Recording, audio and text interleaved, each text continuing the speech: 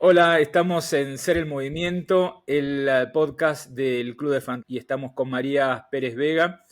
¿Cómo estás, María? Hola, muy bien, Marcela, muy bien. Encantada, la verdad. Y gracias por la invitación, sobre No, todo. al contrario, al contrario.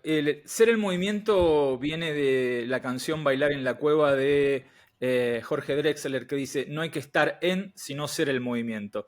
Y estamos entrevistando a personas que son el movimiento y por eso nos conocemos hace bastante tiempo y yo sé que sos el movimiento y por eso queríamos invitarte a este podcast en español, que no hay tanto, hablar sobre el tema de comunicación, de fan engagement, y en este caso de uno de los canales más importantes que tenemos en este momento, que es el canal tecnológico digital en el cual estamos. Así que Ujú. felices de tenerte el día de hoy acá con nosotros, pero voy a leer para que me mandó tu abuela Ah, una mira. para saber quién es, saber con quién estamos, ¿no? Eh, María Pérez Perfecto. Vega tiene 20 años de experiencia en marketing y entornos digitales, tanto en el non-profit como en el for-profit. Ella actualmente lidera la unidad global de fundraising digital en Save the Children Internacional, la oficina central, donde acaba de cumplir una década en esta organización. A lo largo de su trayectoria, ha trabajado en Nueva York, en México y ahora en Europa. Hoy en día está basada en Madrid, la ciudad que la vio nacer. Siempre ha tenido su objetivo claro: cómo crear estrategias digitales para generar impacto social real y sí, también levantar fondos de manera más inteligentes y sostenibles. Bueno, esta es María, así que felices de tenerte en Ser el Movimiento, María. Muchas gracias. Se Bueno, portó bien la abuela con se con portó la bien, se, descripción. se portó bien con la abuela, con la descripción, exacto. Cuando no estás en entornos de trabajo, ¿no? Que no es tan sencillo, ¿cómo te presentás? ¿Reuniones de amigos o donde Wow. fuera? Pues la verdad, me pillas, no lo sé.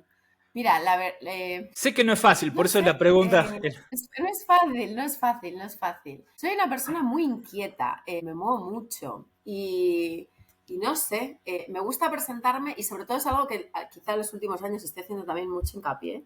Es como María, soy mujer. ¿Por qué? También porque tengo un bebé bueno, un bebé, ya no es bebé, tengo un niño de 5 años y se nos encasilla mucho, ¿no? Soy la mamá de, ¿no? Soy mamá, soy madre, y es como que yo enfatizo mucho esta parte de, es que ante todo soy la mujer, la María amiga, la María profesional, esa mujer que me he ido labrando. Entonces, eh, no sé, enfatizo mucho esa parte de, ante todo soy mujer. Me parece increíble. Digamos, sos mujer y nada, es una forma de presentarte en sociedad dentro de también de un marco laboral en el cual estás trabajando. Contanos un poco en qué estás trabajando en este momento. Mira, te cuento. Yo ahora mismo lidero el equipo de Digital Fundraising en Save Chile Internacional, que es como la oficina central. Somos un equipo que cuando yo llegué, bueno, te cuento un poco, voy un poco para atrás. Nosotros nos conocimos en Ujú, México hace ujú. 10 años, que fue cuando yo entré de pura casualidad en este sector y entré en Save the Children México. En aquel momento eh, se estaba creando todo el departamento de Individual Giving y buscaban pues como roles para llevar la parte digital y la parte de DRTV. Y se consideró que gente con experiencia privada, pues podría dar un plus, ¿no? De, pues de valor. Entonces así entré realmente. Conocía, y en aquella época Save the Children en México no se conocía muchísimo, no se conocía tanto, pero yo al ser española y venir, para mí la marca Save the Children era súper conocida y era como, Dios mío, no me lo puedo creer que voy a trabajar ahí, ¿no? Como algo muy aspiracional. Bueno, estuve casi 3 años en la oficina de México y pues por temas personales me volví a Madrid y desde entonces empecé a trabajar para la oficina internacional en 2000, final de 2017. Ahí cuando yo entré estaba solo Arantxa Espinosa, que a día de hoy seguimos juntas, ella es la head of de todo el departamento y éramos dos realmente y hoy somos 15. Entonces, para que veas un poco, en 7, Y, 8 años el departamento digital ha crecido enormemente. y cubrís todo el mundo. Eh, ¿Cuántas oficinas cubren? pues nosotros nos encargamos un poco de coordinar a todas las oficinas nacionales que recaudan fondos, ¿Que que son son cuántas? alrededor de unas 18, 20, 18, Ujú, 20, worldwide. No tenemos regiones, es todo worldwide.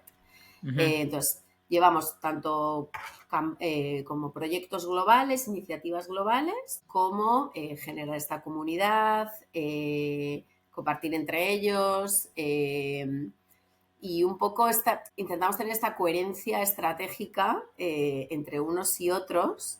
Pues al final estamos todos bajo el mismo paraguas. Eh, y ¿Y qué, dentro de mi ofici- qué, equipo of- qué tengo tipo, diferentes qué tip- especialistas. qué tipo de oficinas son? O sea, porque te cubrís oficinas, me imagino, anglosajonas, Estados Unidos, o asiáticas. sea, pues mira, tenemos desde Estados Unidos, México, UK, Alemania, España, Francia, Italia, Holanda, Suecia, Dinamarca, Noruega, está Corea, Australia, Nueva Zelanda, India, Indonesia, Filipinas, Sudáfrica, Bueno, y maravilloso, porque también es totalmente un, diferentes tamaños, presupuestos, o sea, completamente diferentes unas de otras. es muy impresionante que siendo una organización que inicialmente nace en UK, si no recuerdo mal, o sea, yo he trabajado en la Sí. oficina, tenga su equipo digital en Madrid, ¿no? O sea, es que en un país hispanoparlante, creo que es un tema, también eso, toda la gente que nos está escuchando en este momento, en El Salvador, en Perú, obviamente en España, en Argentina, en México, nada, este tema de la descentralización, creo que eso es que de alguna manera es un ejemplo de que se puede descentralizar, que se puede trabajar más allá del mundo anglosajón y que la calidad Sí.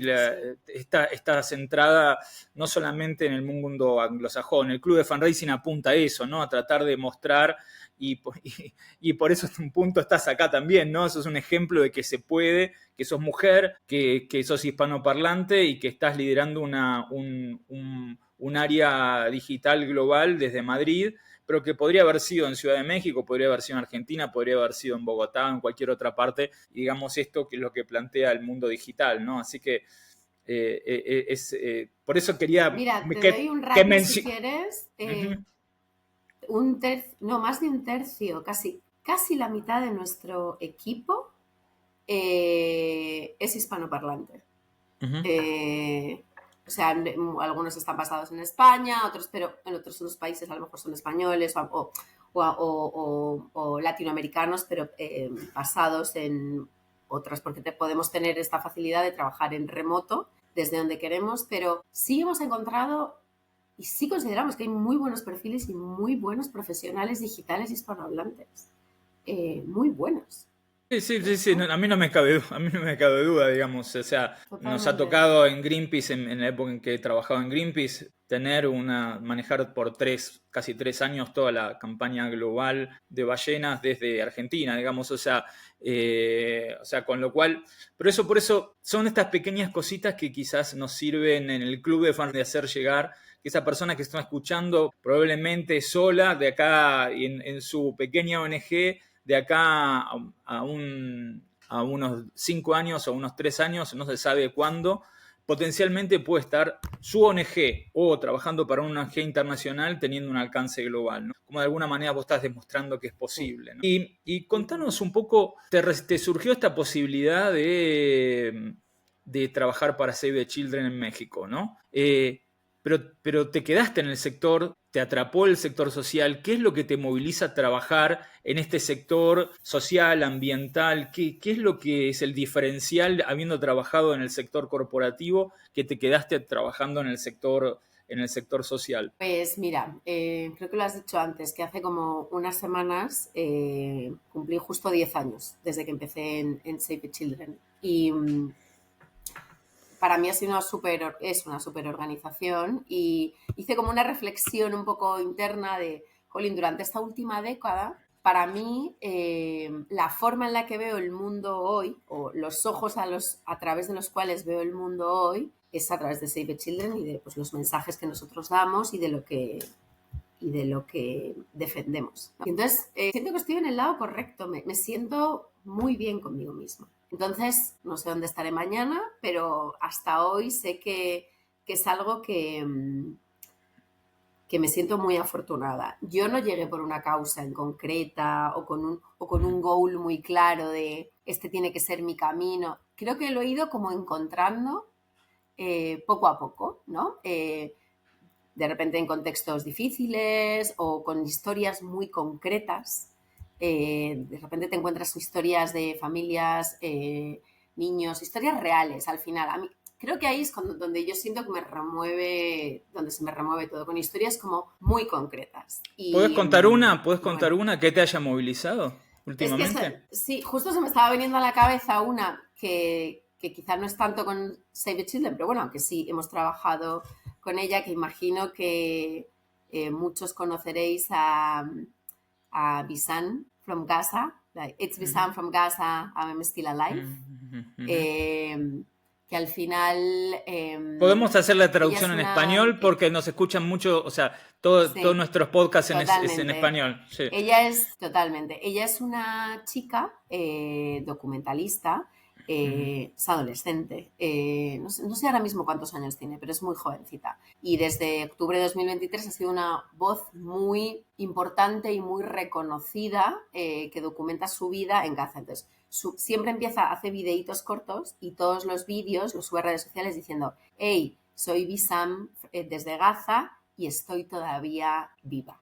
Y después ya te cuenta lo que te quiera contar del día, ¿no? Esta introducción que siempre hace como tan simple, tan desgarradora, ¿no? Que como que tiene como una urgencia y una crudeza a la vez, no sé, es brutal. A mí me parece brutal. Y creo que son como este tipo de historias las que me hacen engancharme realmente con ciertas causas. Ella, en su caso, tiene un estilo muy directo, muy emocional. Además, lo combina con una narrativa que pues es muy auténtica, que yo considero que muchas veces las ONGs nos cuesta muchísimo encontrar este tipo de narrativas que nos permitan conectar con una audiencia tan rápido, pero ella describe la realidad de una forma tan personal que no sé, capta como esta parte de una forma pues brillante y es la emoción y la experiencia que lo transmite, pues la ha convertido en la parte influyente que es hoy, ¿no?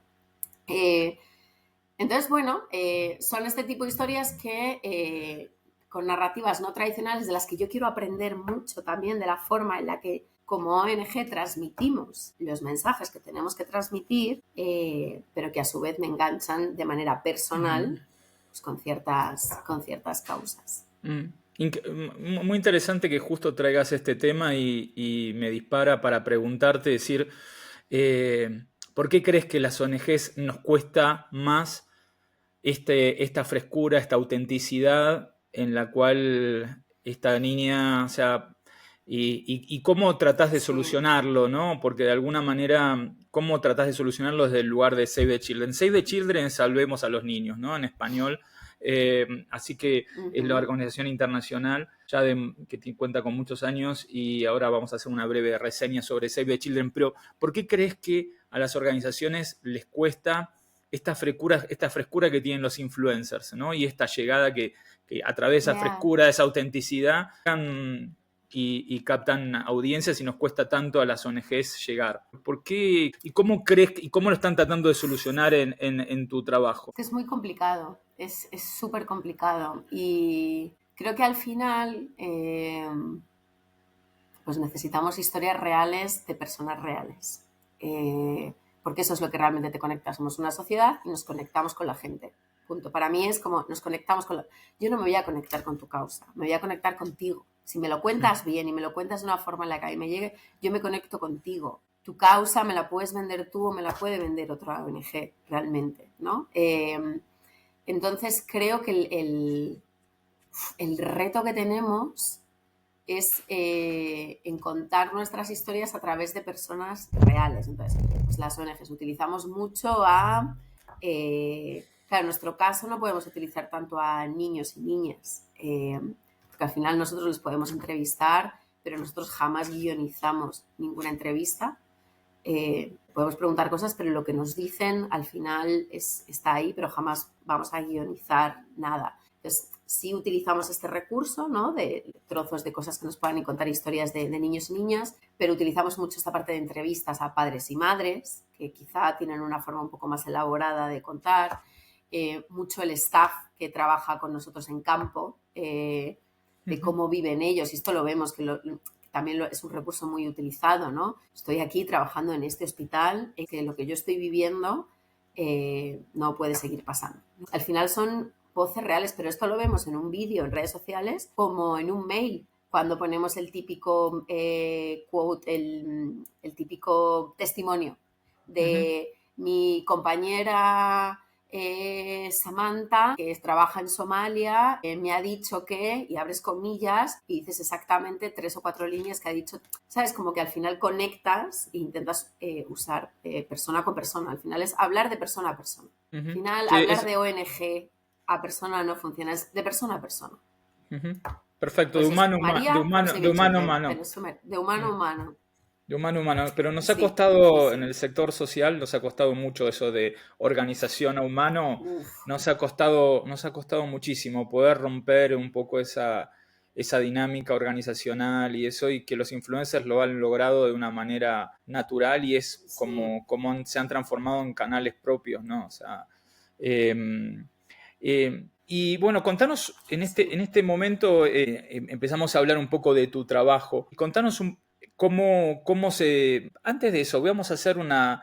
Voy a pasarte, porque tenemos una pregunta sorpresa de alguien que no te conoce personalmente, pero que ha tenido tu perfil, ha visto tu perfil y te va a Oh, hacer esta pregunta. A ver si lo logramos escuchar desde acá. perfecto. A ver, vamos a hacerlo. Inés Lambertini. Vamos a ver, Yo esto después coordino se todo lo edita. que... Hola María, ¿cómo estás? Mi nombre es Inés Lambertini. Yo coordino todo lo que es las alianzas regionales que nacen en Estados Unidos, en Europa e impactan en 18 países de América Latina en la organización Techo. Quería preguntarte, viendo la increíble carrera en todo lo que es fundraising digital que has tenido, un poco, ¿verdad?, cómo en los últimos años este tipo de herramientas de fundraising digital y las nuevas tecnologías nos han ayudado a combatir un desafío que todos como fundraisers tenemos, que es unir este puente entre los donantes y los beneficiarios, ¿no? Cómo la tecnología nos ha permitido catalizar este feeling que pueden tener los donantes a la hora de impactar y conocer esa trazabilidad de su donación, esa historia de impacto detrás, esa familia beneficiaria, persona beneficiaria. Entonces, yo quería preguntarte un poco cómo ves ese camino en los últimos años y hacia dónde vamos, ¿no? ¿Cómo podemos seguir empoderando este acercamiento entre el donante y los beneficiarios con las últimas tecnologías de fundraising digital? Gracias. Bueno, Inés es una joven promesa de Techo, tiene 24 años y está liderando Y te llegó esta pregunta, sorpresa, desde Inés Lambertini. Es complicada, ¿eh? O sea, no es que sea complicada, es que no hay una respuesta. Me encantaría decirte, es A, B y C, y entonces solo hay que seguir el camino, pero no. A ver, lo digital no es magia. O sea, hay muchísimo trabajo detrás. Hay muchos procesos, muchas herramientas, mucho training, muchas decisiones bien tomadas, muchas malas decisiones también. Entonces, yo creo que hay algo que la parte digital nos está enseñando y es, respondemos muy rápido y somos capaces de responder muy rápido con canales digitales cuando ocurre una emergencia, por ejemplo, pero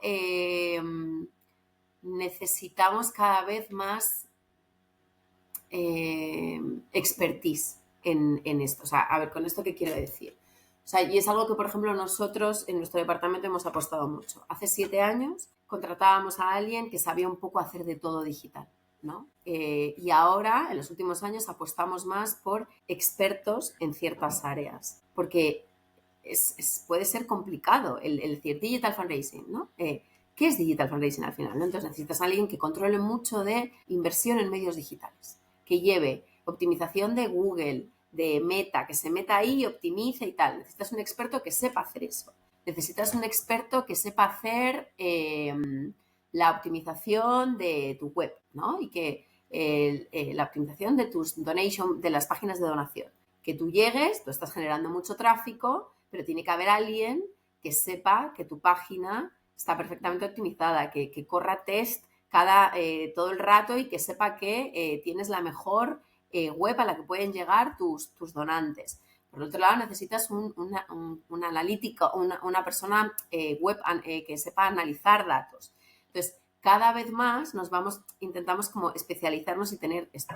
Esto es muy difícil cuando no se tienen casi recursos. Porque ¿cómo le convences tú a tu CEO de, hola, es que mira, yo necesito expertos para mi departamento digital, porque quizá con una persona no me sirve? Esto es complicado.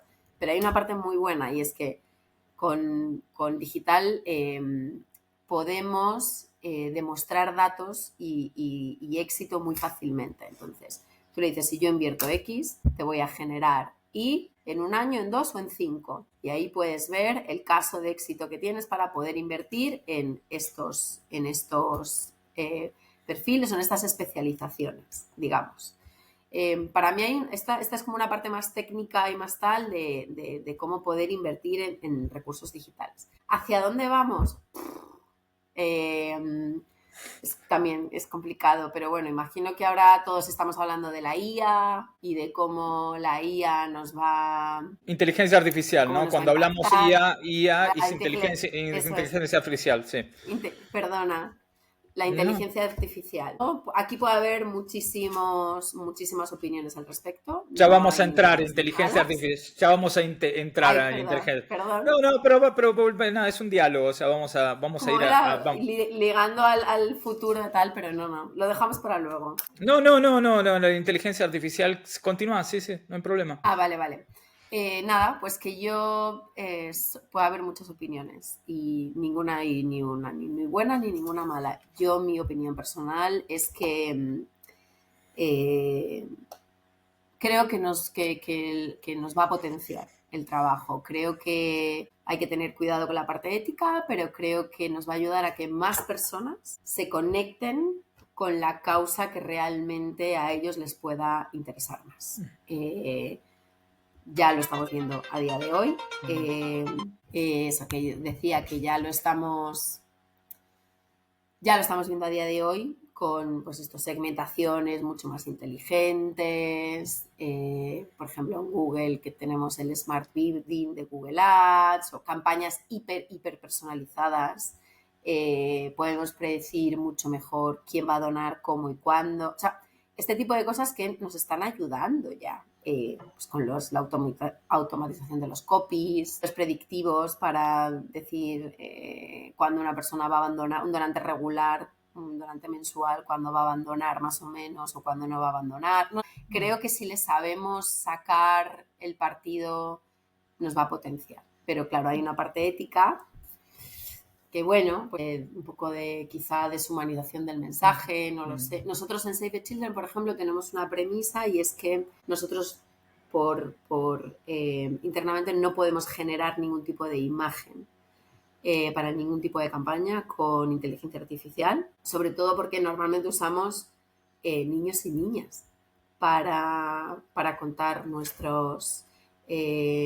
para nuestras campañas, y estos son siempre niños y niñas reales beneficiarios de nuestros programas. Entonces, a día de hoy, nosotros tenemos ahí una red flag que es no usar generación de imágenes con inteligencia artificial, por ejemplo. Bueno, pero volvamos a un tema. Ahora vamos a volver al tema de inteligencia. No, pero interesante. Me gustaría traerte de vuelta para el tema de la profesionalización. O sea, creo que post pandemia fue como un cambio hace aproximadamente 4 o 5 años. El tema, o sea, toda nuestra vida, tanto vos como yo, hemos evangelizado que las ONGs tenían que entrar a lo digital como una forma de poder tener resultados. Y finalmente el que terminó llevando a que todo el mundo tiene que estar en el mundo digital en el tema de las ONGs es la pandemia, ¿no? Fue un virus así chiquitito que en definitiva nos llevó a que celebráramos cumpleaños, casamientos, relaciones, todo a través de un teléfono celular o a través de WhatsApp o a través de Zoom, Sí. todo esto. Y las ONGs empezaron a sacar a la gente de la calle y a hacer telemarketing y a hacer actividades. La pandemia trajo como una aceleración en el proceso digital enorme y llevó a este tema de la hiperprofesionalización y la competencia, ¿no? En todo esto, ¿no? Y lo interesante que yo veo es que no solamente es la competencia entre las ONG, sino también con los influencers, con los más 5 billones de personas que están, 5.000 millones de personas que están en el mundo comunicando en este momento en redes sociales y todo eso, hace que lleguemos a este tema, ¿no? Pero si tuvieras que, pensemos que están escuchando en una persona que está haciendo, que es una ONG, que son 3 personas en un lugar, ¿no? ¿Qué temas principales le dirías que, o sea, no tiene toda la infraestructura de Save the Children, que son 15 personas a nivel global, o algunas oficinas, o sea, esta es tu oficina central, digamos, ¿no? Que brinda apoyo, pero por ejemplo, la oficina de Reino Unido, la oficina de Australia, lo mismo la oficina de España o la de México, tendrá un equipo digital en el cual trabaja. Pero hay organizaciones que no tienen esa estructura. ¿Cuáles serían algunos de los consejos que vos planteás para que sin tener esta hiperespecialización no podrían faltar, no deberían faltar Vale. en un programa de Sí, comunicación, fundraising, involucramiento digital, ¿no? Vale. O sea, una parte de nuestro trabajo también es levantar desde cero países que están empezando a nivel digital. Entonces, no solo son los grandes, sino también hay pequeñitos que les ayudamos. Entonces, empezamos un poco por la parte técnica, que es que has dicho una cosa muy interesante porque para nosotros fue un antes y un después el coronavirus a nivel de, nos dimos cuenta que las oficinas que estaban listas a nivel tecnológico y digital para afrontar el coronavirus fue una súper oportunidad a nivel de fundraising porque de repente hicieron ¡pum! Y las que no estaban listas porque no habían invertido todavía o no creían todavía en este canal digital, pues les costó porque al final el proceso de hacer todo este set hacer toda como la parte estructural cuesta. Entonces, muy básico, empecemos con canales muy, por ejemplo, vámonos a la parte, canales muy básicos, una cuenta de Google AdWords, invertir en Google AdWords y Contá que es Google AdWords, porque hay gente que quizás no lo saben. Vale, todos sabemos que cuando entramos en Google, ¿no? Y hacemos una búsqueda, cómo donar al terremoto, cómo ayudar a los niños migrantes en México. Entonces tú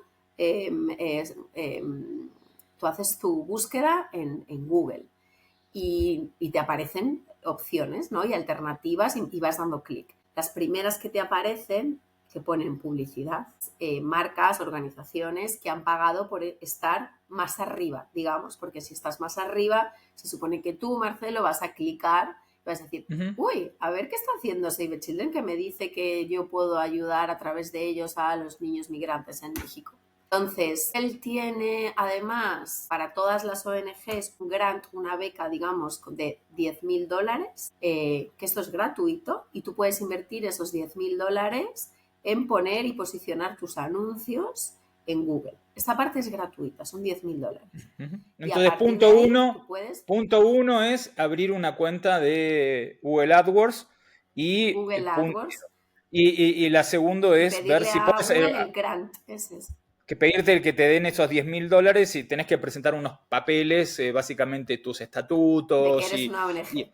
Que es una ONG, que no tenés afiliación política y una serie de cosas, que eso te permite entrar a este que se llama Google Grants. Todo esto que están mencionando María, después lo vamos a poner en links para que lo puedan en la descripción del podcast, podamos ver esta niña de Gaza o la cuenta de Save the Children o Google Grants, así que eso te lo vamos a estar poniendo en la descripción del podcast de María. Segundo, o sea, dijimos abrir esa cuenta, Después, ¿qué más? Google, sí, y luego si puedes empezar, aparte de esos 10,000, invertir un poquito, $500, $300 todos los meses, y lo que ahí vas haciendo es eligiendo palabras clave, que en Google se llaman keywords, en las que tú ahí vas intentando como posicionar un poquito más arriba, porque al final en el Google Grant estamos todas las ONGs. Y hay muchísima competencia. Entonces, si tú te puedes destacar invirtiendo un poquito más, está bien. Si no, pues te quedas con el grant. Y después nos vamos a Meta. Algo muy simple. Un Facebook, Instagram, en el que tú pones unos posts y los empiezas a promocionar. Y es meterle un poquito de inversión a cada post. Y en ese post le metes una llamada a la acción, un botón de llamada a la acción. Y en esa llamada a la acción, dona ahora, firma mi petición, la llamada a la acción que tú quieras. Y esa te redirige a pues, una página de donación que tienes que tener creada, ya bien sea en tu web o si estás empezando, puedes hacer cosas muy simples con WordPress o hay cosas muy, muy simples para hacerte una página de donación. ¿Qué ocurre? Que esa página de donación tiene que estar linkada a decimos CRM, pero CRM puede ser una base de datos, una base de datos que haga gestión de tus datos. Sí. Claro, que tú tengas los datos de tus nuevos donantes y que tú a partir de ahí puedas gestionar a estos donantes. Entonces, para mí, esa es la parte como más básica. Un poquito de Google, un poquito de Meta. Siempre se nos olvida y empiezas a generar como ya una base. Quizá tu organización tiene hay organizaciones con bases gigantes de email que tienen ahí 10.000 emails, 20.000 emails de personas que en un momento dado apoyaron a tu organización. No tiene por qué ser donando, sino pues movilizadas por de X formas y que tú tienes ahí una base un poco fría. Es gratis. Vamos a tener una estrategia de email. Y esto es una persona montando 3, 4 emails y empezando a mandar información a esta gente y después incluir también llamadas a la acción en esos emails. Y eso no te cuesta dinero. Es el trabajo de alguien, pero entonces para mí empieza un poco por ahí. El empezar a impactar y luego, claro, a partir de ahí ya, pues infinito. Ahí mencionaste toda la parte, María, mencionaste toda la parte de lo que es la parte de atrás, la parte tecnológica. La adquisición. Sí, pero vale. Y adelante, ¿y qué historias contamos? ¿Qué hacemos para que la gente llegue a esos lugares? O sea, dentro de tu experiencia de Save the Children, lo que están utilizando en este momento en Save the Children, ¿qué es lo que moviliza a la sociedad en este momento para que tenemos esta ONG imaginaria que tenemos que quiere hacer eso? Vos le contaste una serie de pasos. ¿Qué tiene que salir a hacer? ¿Qué tiene que contar para que la gente se movilice? ¿O qué está funcionando en este momento? Al principio, historias reales. Nosotros hablamos mucho en primera persona. Ponemos un niño, una niña mirándote a la cámara, o sea, siempre mirándote, el contacto visual es clave. Y es... Hola, soy Juan, tengo 7 años y solo puedo comer una vez al día.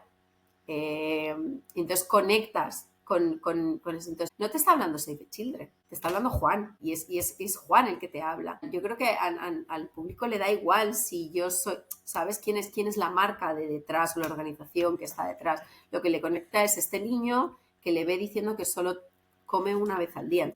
Estos mensajes en primera persona son básicos. Nosotros cada vez más nos estamos yendo de esta parte, o sea, queremos ir cada vez más a mensajes optimistas y poner un poquito de esperanza en lugar de este tono que históricamente se ha usado de negación o de, fíjate, este niño está a punto de morir, ¿no? Esto ya se está evitando, es como... Con tu ayuda este niño puede acceder a la escuela, o sea, incluyendo una parte de esperanza siempre en los mensajes que digas, es que con mi ayuda este niño puede conseguir, no de si no haces esto ahora este niño va a sufrir de esta manera, ¿no? Entonces, un poco la tendencia está yendo hacia ahí también. Uh-huh. Es un momento donde yo creo que...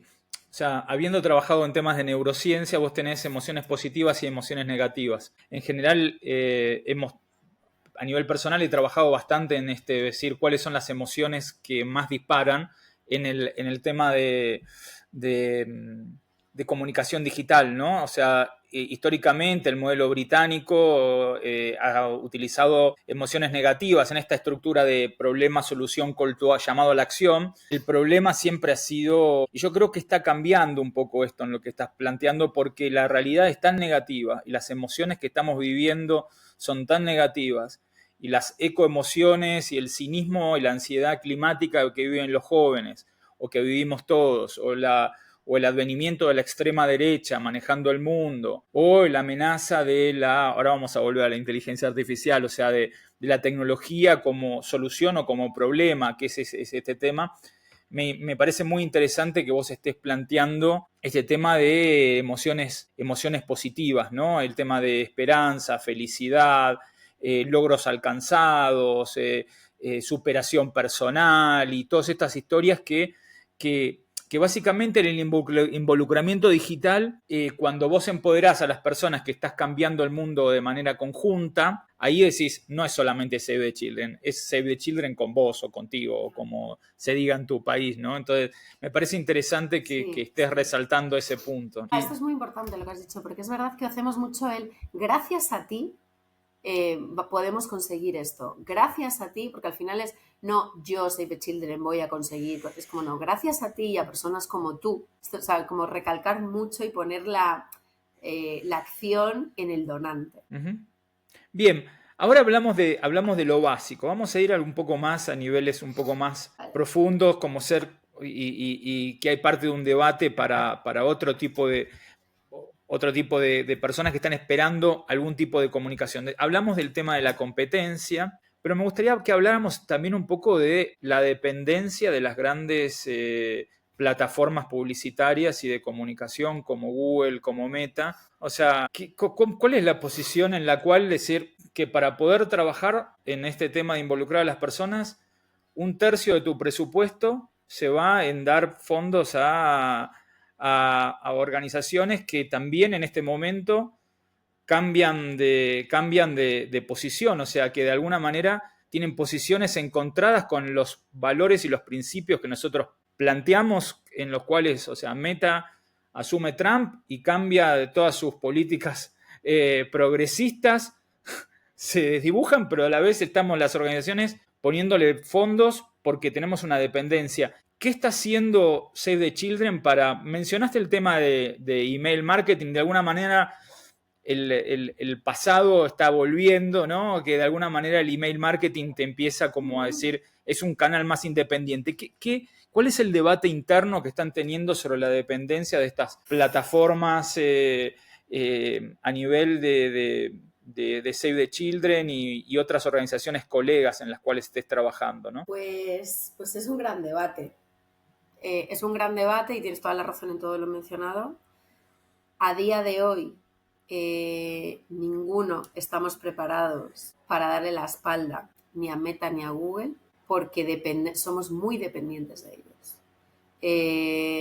Y esto es una realidad. Entonces, poco a poco, al final el camino estamos diversificando canales y tenemos que ir, pero esto no se construye de un día para otro. Tenemos que diversificar. Cuando hablamos de Google, pensamos que es Google la parte de búsqueda, pero YouTube también es Google. Claro, es una red social. Y hay una parte importante, una parte de captación importante de Google. Entonces, cuando digo dependemos de ellos, yo te hablo desde la parte de adquisición, de fundraising. Somos muy dependientes a nivel general, y esto es muy genérico dependiendo de los países, pero más o menos el 40% de la recaudación digital puede venir fácilmente de Google.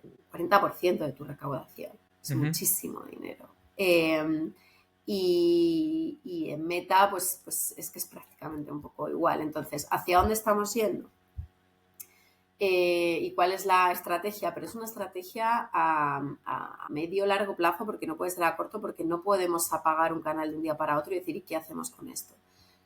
Email es una parte muy importante y cada vez yo creo y considero que va a ir tomando más peso, que nosotros nunca la hemos abandonado y es algo que siempre hemos creído muchísimo en la estrategia de email. Y después hay una parte que nosotros últimamente, por ejemplo, también estamos dándole más fuerte para ver si por ahí también salimos, y es la parte de SEO, que SEO es la parte de búsqueda orgánica. Cuando tú entras en Google, tú tienes esta parte pagada. En Google, en cualquier buscador. En cualquier buscador. Tú tienes una parte pagada que es tú haces clic en lo que está más arriba posicionado. Pero una forma de posicionarse también es haciendo estrategias, se llama SEO realmente en español también. Search Engine Optimization. Search Engine Optimization. Eso es. Eso es, correcto. Y entonces es ir posicionándote con tener unos buenos blogs, por ejemplo, y contar cosas que a la gente en tu blog le pueda interesar mucho. Entonces eso, creas unas keywords que están conectadas con la parte orgánica. No le estás metiendo inversión ahí, no le tienes que pagar a ninguna plataforma. Entonces es una forma de seguir generando tráfico hacia tus páginas de donación o hacia tu web en general de una forma orgánica. Entonces, bueno, esto, claro, tu organización para esto también tiene que tener un buen posicionamiento de marca. Pero esto es a través de medios, ¿no? Hablas, que se coordine muy bien tu departamento de fundraising con el departamento de medios, ¿no? Los que hacen notas de prensa, los que llegan al periódico de tu ciudad o de tu país y dicen, méteme esta noticia. Todo eso es orgánico, realmente, no estás pagando por ello. Pero a nivel de inversión y de lo pero estabas que somos a día de hoy de Meta... Pero claro, pero estabas hablando que un 80%, o sea, decías 40% Google, 40% Meta. Eso seguramente cambiará de acuerdo a los países, pero más o menos es una proporción muy importante. Y después de la pandemia, lo digital, como venimos conversando, se ha transformado ya casi, o sea, cuando vos decís o comunicación o lo que digas es digital, o sea, es una gran componente. Y ahí volvemos a un punto que es un tema que... Te pongo el ejemplo, perdona. Dale, perfecto. Sí. Te iba a molestar, o sea, a interrumpir solo en esto. Por ejemplo, Twitter, X, ¿no? A nivel histórico, es verdad que no ha sido nunca una red social donde se invirtiese muchísimo dinero para adquisición, porque no era una red social que se invirtiese. Entonces, fue muy fácil decir, no se invierte en X o en Twitter para recaudar dinero porque no le vamos a poner dinero. Entonces, esa parte fue más o menos fácil porque realmente no generaba... pero bueno, ya está. Una salida, está diciendo que es una salida elegante, ¿no? O sea, una salida fácil. Súper elegante. Sin costo, ¿no? O sea, están surgiendo redes sociales como Blue Sky y eso. Yo creo que hay un debate de ver cómo nos podemos juntar todo el sector social y crear nuestra propia red social, ¿no? O sea, el tema de colaborativamente y crear una red social que sea propia del sector, que tenga nuestros principios éticos, nuestra forma. Pero bueno, es todo un debate interno también de cuán grande es el desafío que tenemos para solucionar, cuáles son las cantidades de fondos que necesitamos y ver cómo podemos hacer esa transición en la cual y la modificación de las formas en que juntamos los fondos, en que involucramos a las personas. Yo creo que es un momento de terremoto ¿no? O sea, y que creo que este dilema que vos estás planteando es un tema fundamental. Y ahí vamos al tema que vos planteabas, el tema de inteligencia artificial, para dedicarles unos minutos a este tema. El tema de inteligencia artificial, vos planteabas, por ejemplo, que Save the Children no utiliza fotos manipuladas o generadas por inteligencia artificial.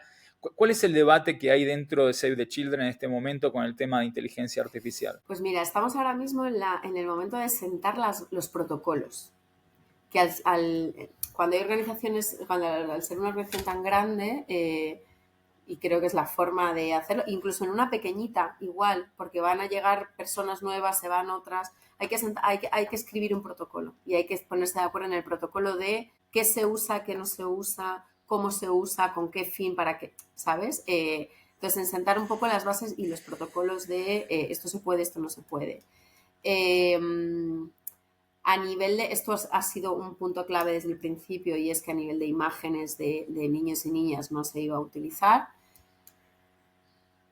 Nosotros somos o sea, Save the Children trabaja pues esto en muchos países, somos muchísimas oficinas y sí que hay oficinas que están pidiendo usar inteligencia artificial para generar imágenes de niños y niñas. Entonces estamos ahí teniendo debates internos, claro, de porque no uno lo va a poder hacer y el otro no. Se están exponiendo los riesgos, sobre todo, el cómo puede esto generar un impacto. O sea, si yo te estoy hablando desde la total honestidad de vuelvo a Juan, este niño que solo tiene una comida al día y entonces vamos a empezar a pensar que lo que yo te estoy mostrando no es real. Y entonces, ¿cómo voy a conectar contigo de esa manera? Entonces, es que es un debate complicado, es un Sí, debate muy, muy complicado, pero a nivel, como te decía antes, para otro tipo de cosas y de ser más eficaces con ciertos procesos, sí nos está ayudando ya.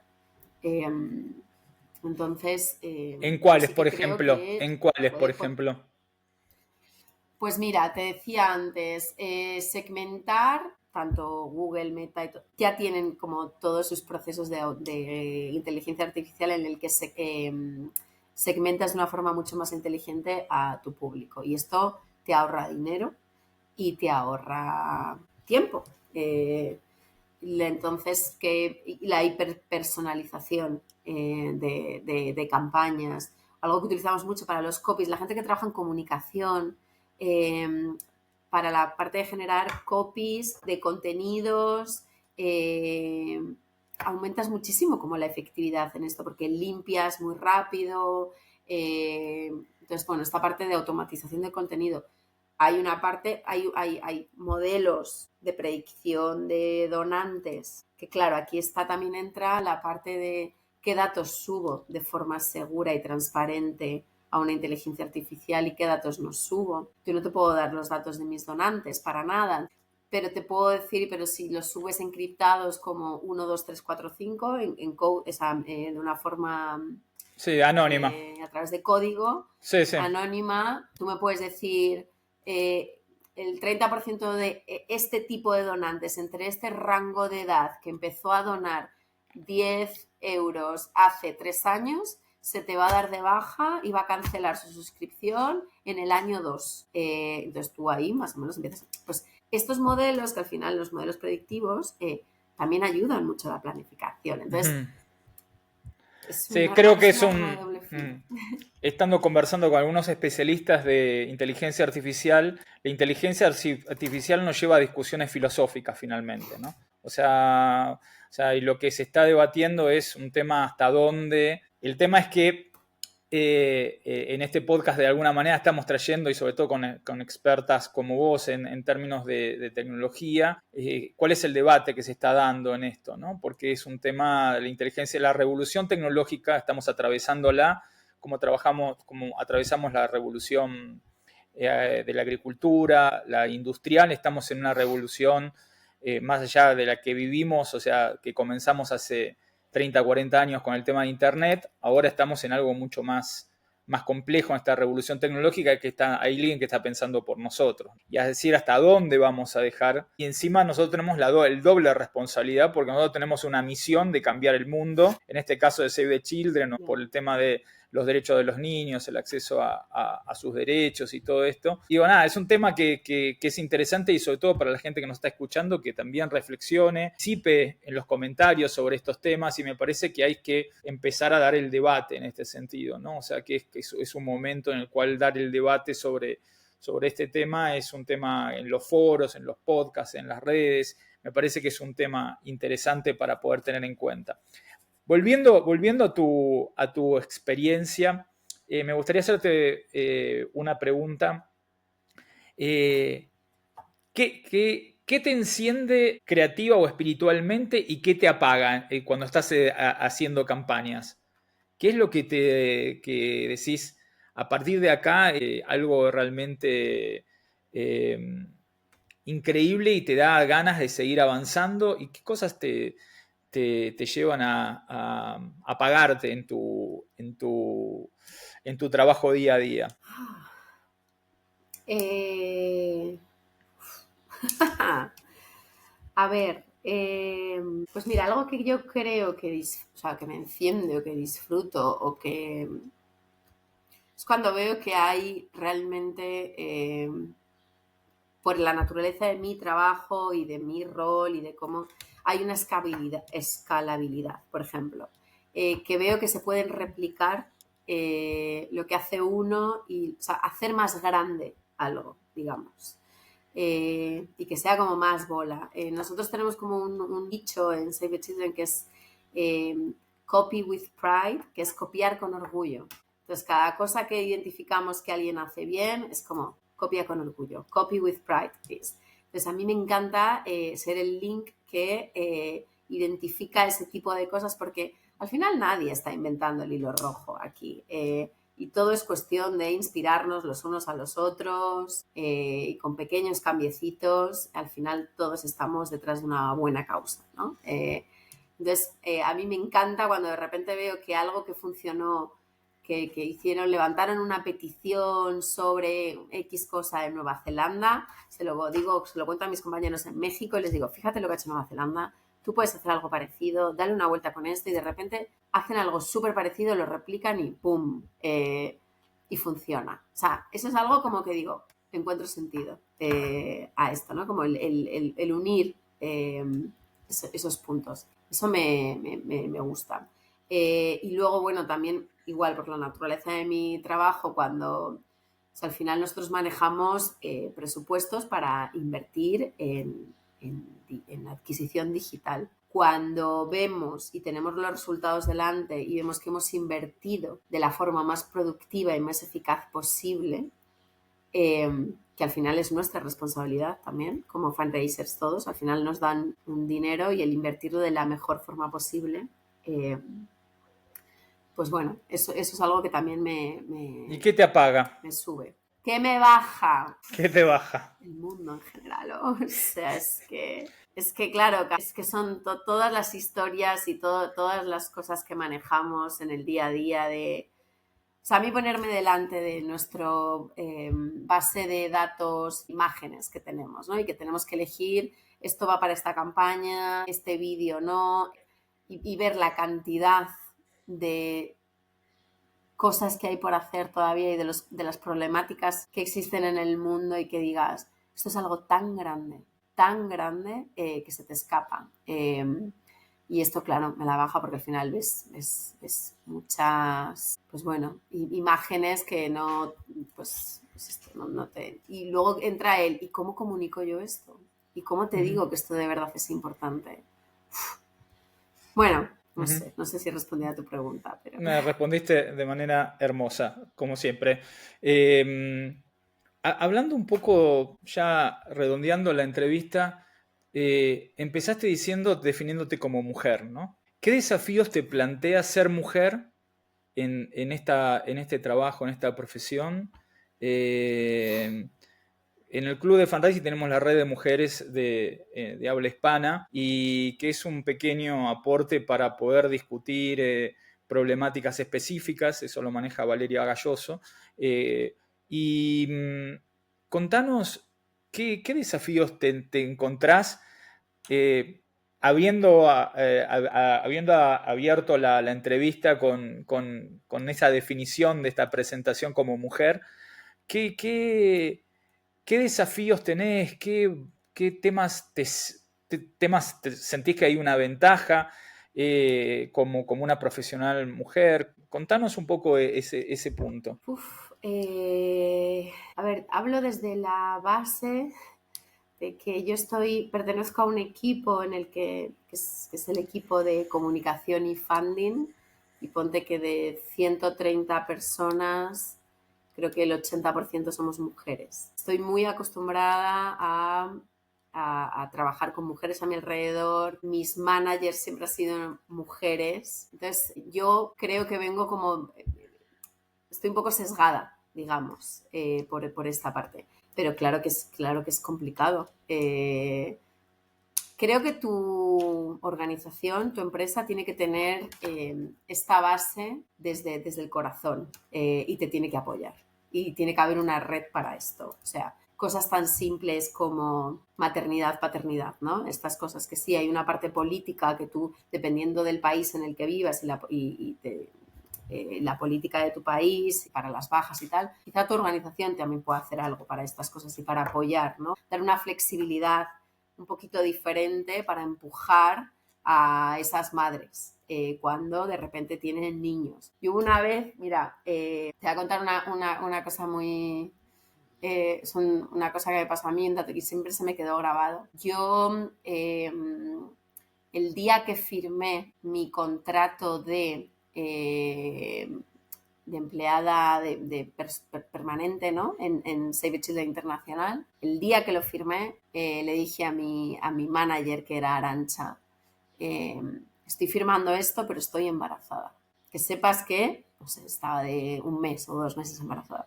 Y me dijo, ¿y qué? Y le dije, no sé, pues para que lo sepas. Me dice, te vas de baja, no te vas a morir.